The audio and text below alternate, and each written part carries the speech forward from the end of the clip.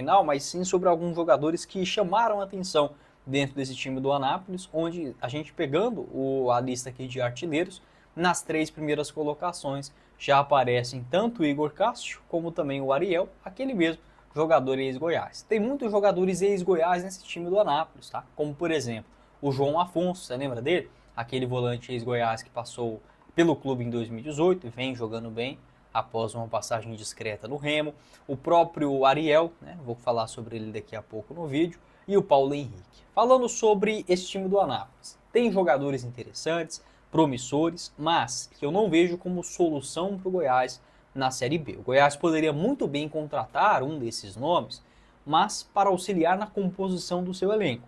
Mais do que isso, eu vejo como exagerado e uma responsabilidade acima do que o Goiás deveria dar para jogadores contratados como apostas, né? O que seria, não quer dizer que é ruim, o Goiás pode sim trazer uma ou outra aposta, mas que nesse momento da Série B, o Goiás precisa, antes de começar a Série B, melhor dizendo, a definição deste camisa 10, de um lateral, de também a chegada de mais um centroavante, tá? Então, no restante, acredito que poderiam ser nomes para serem apostas. Eu quero trazer aqui alguns deles, por exemplo, em nosso vídeo. O Fábio, lateral direito, novamente chamou a atenção.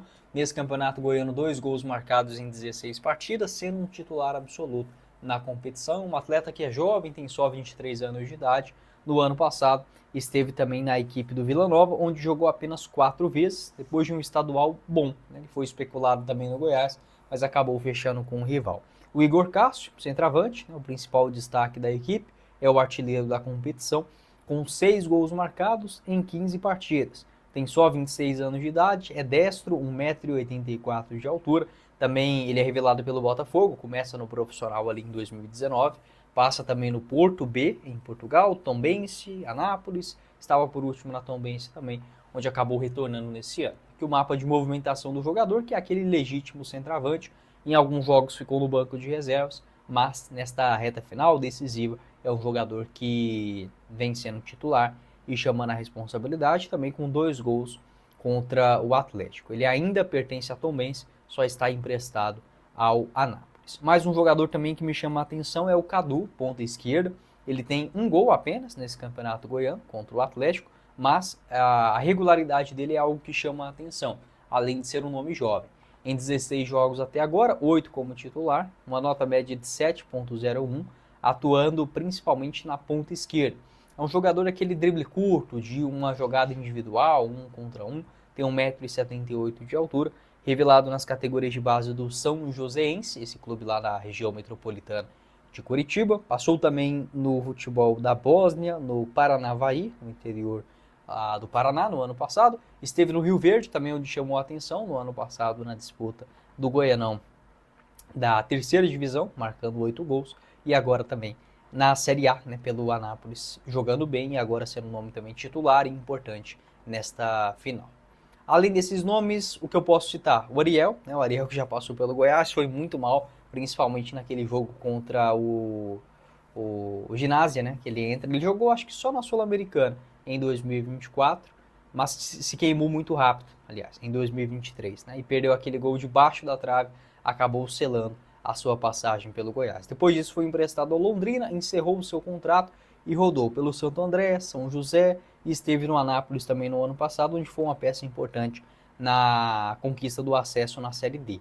Nessa temporada vem jogando bem sim o Campeonato Goiano, fazendo a função de um meia central, atuando também pelos lados, titular nos 15 jogos até agora, com 3 gols e 4 assistências. Destaques do Anápolis nesse campeonato goiano, o lateral esquerdo Caxambu, um cara que me chamou a atenção também, tem uma batida firme na bola, boa finalização de fora da área, uma marcação também sempre muito em cima, um cara que tem bons índices de desarmes. Aqui o mapa de movimentação do jogador neste campeonato goiano, 16 partidas, 15 na condição de titular, uma média de 94 minutos dentro de campo e tem uma assistência.